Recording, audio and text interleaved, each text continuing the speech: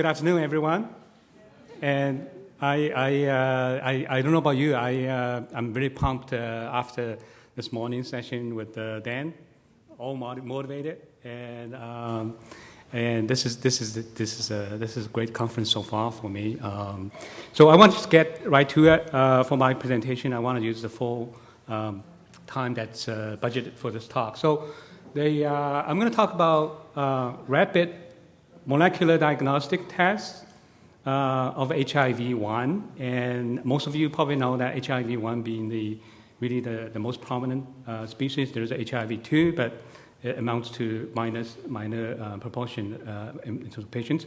So our goal eventually is going to be to detect HIV from blood specimen directly, like plasma, whole blood, and serum, what have you. In terms of today's talk, see this as a progress. We're going to focus on detecting RNA that's purified from plasma. So a little bit about myself, very quickly. I'm a founder and the principal scientist of our company called Gene Biosystems. We're in Toronto, Ontario, Canada, and that's a little bit to start. And then in terms of HIV diagnostics, everybody knows that you work with the patient by starting with diagnosing the patient with various informations and symptoms and various tests. And then throughout the treatment cycle, there is more tests to be had. So rapid HIV diagnostics is really critical factors in terms of managing the patient from day one on. And it's also very helpful from the community perspective, public health perspective, because the various agencies, knowing that there are patients out there that can help them more properly, and that will help managing the overall the HIV epidemics. And then UNAIDS has launched this campaign of 90-90-90, and the first 90% is by 2020. 90% of the people who live with patients will be diagnosed. So right there, the diagnostics are very important.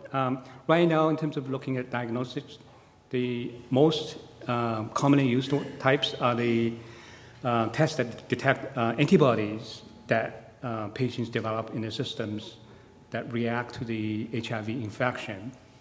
So that's the most common one. And then you have antigens that shed from the HIV itself that can be detected as well. And then CD4 is from the patient's system. Again, it's part of your response. We heard a talk this morning about this. So just to so that we know that this is actually host response, and this is actually from the virus itself. So. Okay, so when we look at nucleic acid-based tests, NAT, what we mean by that is really we're detecting RNA and DNA, not the antibody, not antigen, not the CD4. So when it comes to certain situations, only the NAT tests can be used to detect really early infections within, for example, within the 9 to 12 days window period. Post-infection. And then the other type of thing that you need NAT for really is that when doctors prescribe treatments, antiviral, and also the highly active antiretroviral therapies, they often want to know what the viral titer, how many viral particles per ml patient system has started with. The reason why they wanted to know, they wanted to see whether the drug is working. And if it's not working, they have options. They can switch around. And there are also times that patients develop resistance to the therapy. They want to know that as well. So when the resistance develops, then patient's viral titer will climb back up again. So you would use NAT to do this sort of thing. And then, of course, as part of the algorithm, doctors often use, you never rely on one test, antibody, antigen, or CD4, or NAT. You kind of, cross-reference among them, and that's the other time they use NAT. So in the United States, in developing world, in Europe and Canada included, you have, in general, patients, doctors have good access to NAT tests. And they're done by PCR process. Those scientists in the room here know what PCR is. So what that is it requires a machine that's going to be like a relatively big box sitting on this. So it's going to take a good part of that table and a computer, and then it's expensive. And then it requires someone who really knows molecular biology to run it. So, but it works. You can detect infections within 9 to 12 days in most patients. The issue with the rest of the world in developing countries, and especially the relatively remote regions of developing countries, you just don't have access to the big instruments and all that. So what we set out to do is we want to do something a lot simpler without that machine and essentially reaching the same kind of detection levels. So our goal we set out for us to do in the last few years and the next few years, it's going to be a long-term effort, but I'm going to promise to you to show you what have we done so far. So this is the ultimate goal. It's going to be high sensitivity, greater than 90%, which is essentially saying it's going to be comparable to the gold standard PCR methods. The cost is going to be eventually going to be $1 to $5 per test. So it's going to be a lot lower than what we currently pay for PCR. And also for the manufacturers of the tests, so it's going to be a lot lower. Part of that is the chemistry that we have developed is simpler than PCR. It doesn't require a machine. It's also more robust. And it requires a simple heater. It's kind of illustrated down below here. This is a simple heater. This one is so small, and it's, other than it's got a display here, it's got nothing other than a heating function. That's all we need. We need to maintain a temperature like around 60 degrees. So that's all there is. Other than that, rest of it's all like test tubes and disposable centrifuge tubes, and that's where you run the chemistry. So really simple. That's where we can achieve ultimately the low cost with a very simple, essentially no other equipment required other than the heater. And the time is when you look at PCR as a whole, it takes minimum of 1.5 hours, often several hours. So this test from the blood specimen to a result, I'm going to show you a little bit of flavor of that results. It's going to be very traffic lights like, so it's going to be essentially black and white. So it's a qualitative test. Yes, the patient is infected or not, right? So fairly easy to use. Sample the results. Right now it's hovering around this about 70 minutes right now. But ultimately we want to push it limits in terms of what we can do, optimize with this technology and other research development efforts. So it's going to be closer to 30 minutes from blood specimen to results. And the detection, as I show you, it's going to be based on color calling. So a little bit more about this chemistry that I said. It's really, I also call it platform here, and it's because that's what we call it otherwise. And the name of the technology is called DNA amplification via scissor-like structures. Yes, we have filed patent around this. This is what you do, and so it's called isothermal because unlike PCR, you have to do thermal cycling. We don't. It's one temperature. That's why you can use a simple heater.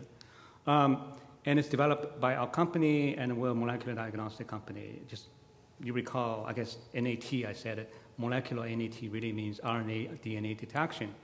So, and it has been used in other areas, including food safety. We developed a salmonella detection assay in, like cheese and salads, and sometimes you hear stories of contaminated food. So this is where this can be used as well. And it can detect RNA, and then this HIV project, this HIV assay is detecting RNA. So all you have to do is you convert RNA back to DNA, and so it's called a reverse transcription process. And so what we have done is this is the beginning of telling you the progress. What we have done is we've developed these kits that eventually we're going to be able to submit to regulatory agencies like WHO. For the United States, it's going to be FDA. But we're going to focus on developing countries first because FDA, that development path is going to be a lot more costly and a lot more time consuming. So for us, we also wanted to sort of help developing countries because our technologies is designed to do that. So, but for for WHO or otherwise, you have to have something like GMP where things are properly documented, controlled, and when it comes to reagents, they are stabilized, and we have this protective pouch that contains reagents that are dried down, lyophilized. So that's what we have here. So the assay really, in a nutshell, like I said at the beginning, it starts with the purified RNA. The ultimate vision is we're going to have another step here that takes blood specimen and purified RNA, and then continue this path. But it's being worked on right now. And so we take RNA, we convert it to DNA through the reverse transcription process I told you about. And then we use this dazzle rapid technology to amplify DNA. And as we amplify it, there's so much DNA we amplify within about 50 minutes or so that you can actually use the sheer number of the amplification that we have achieved. You can actually use DNA binding dyes where if there's lots of DNA, this dye itself changes colors. And so that's what we do here. So I'm going to show you a little bit of, this is looking at sort of a more controlled DNA, a synthetic DNA that contains the HIV DNA. And so here we're showing that as we do the amplification detection and followed by the colorimetric detection. So here looking at one sample that doesn't have the HIV DNA, it's this color. But when it contains HIV DNA and it's through the amplification process, you see the same dye molecule changed color from this color to this color. So not quite your red and green, but kind of getting close to that. And we asked some people as well, and I'd love to see your impression as well, whether this is good enough for a distinction when you call it negative and positive result. So we think so far, and there's some room for us to optimize this contrast as well.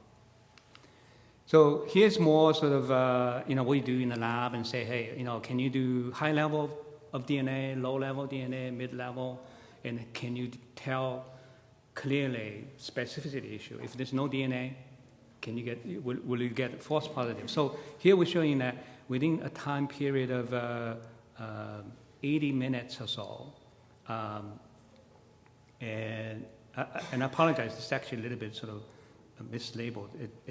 Over here it's 80 minutes, so the x-axis is mislabeled. So so while the blank, which doesn't have DNA, didn't show any rise in the signal we want to modify. In this particular case, it's a lab test, so it's fluorescence. So, and then when you have a low level, like 100 copies in the particular reaction that we have, you get a signal that emerges in 40 minutes, and then at mid-level, it emerges at 26 minutes, 28. And here we have a fairly high level, and you can see a signal fairly quickly in about 20 minutes. So yeah, we can actually differentiate different level of DNA there. So that's basically supporting, reinforcing that we're detecting the real thing, because you add more, you get bigger signal. The other implication is eventually we're going to use this test as a basis to develop viral load, so to help doctors to check viral titers that I kind of mentioned at the beginning. So So here's detecting RNA samples. Remember RNA, we just needed to add a step to turn RNA into DNA through the reverse transcription step. So here we have 10 samples. They're all HIV samples. And they've all previously been analyzed by PCR, which is gold standard method. And so this has the highest titer, which is 138 copies per microliter. And some of you really know this area, you know that it often is also expressed as 137,000 copies per ml. And so this is the highest one. And then going to a little bit lower here, and going to, this one's highest, I'm sorry, this one's highest. And then these are relatively high. And then you go to mid-level, like this guy, and this guy. And then you got really low levels, like this only got 50 copies per ml. So what we have found is current state of our project, we haven't been able to detect the three lowest titer ones, but we detect everything above the lowest titer ones. So we feel like we're getting there. Our sensitivity needs to increase, our detection limit needs to drop a little bit more, and then we would be closer to the 100% goal that we said, about 90% for ourselves. So this is a little bit sort of titrate correlation between our method, which, you know, the findings with PCR. So there's a general correlation there, so that's kind of also encouraging. What we've also done is for the DNA scientists here particularly, you know that when you have something that amplified, you can actually check out that sequence of the DNA to really ultimately look for the authenticity of the DNA amplification process. Did you amplify something else, or did you amplify DNA from HIV? So it turns out that we did amplify 100% correct sequence here. So here's sort of detecting RNA. Previously, you saw the two tubes that I showed you the contrast between with and without DNA. Here's with and without RNA. There are two of them. The RNA will pulled from they were isolated from the blood specimen, and this is a negative sample. You can see that the color is quite different, and this is a part of the control that we know that it has a certain amount of HIV DNA in there. So you can see that, you know, the contrast again is there, and this particular one is a little granular because part of the challenge is the eye can often look at these colors and differentiate better than the camera can. So there's a little bit of challenge there. So, but in any case, we're still working on increasing the contrast. So very encouraging that we detected the HIV RNA using this simple test. So when the lab looks at results, they don't have to look at computer anymore. You don't need the computer. You just look at this and say, hey, according to our sheet that we provided, this is negative, this is positive. So we think it's kind of ultimately be used for very simplified diagnostic test method. So what do we do from here going forward to ultimately reach our goal that I stated in the beginning? So we need to increase our sensitivity from 70 to 90%, so we can detect potentially all the 10 samples, among which 3 of them we actually missed. And the other thing we do is we're going to shorten the time. We're also going to work on not buying the reagents from the research suppliers, which charge us very expensive price. We're going to work with OEMs and to bring the test down to $1 to $5. And then optimize that system, as I said a couple of times, so ultimately to give a very clear-cut difference. So here's just concluding my talk. This Grand Challenge Canada, through the joint sponsorship between Government Canada and Bill Gates Foundation, supported our funding project for the last 2 years. And our teams in our company and then another company that collaborated, and our clinical virologist who helped us throughout this study. And thank you very much for your attention.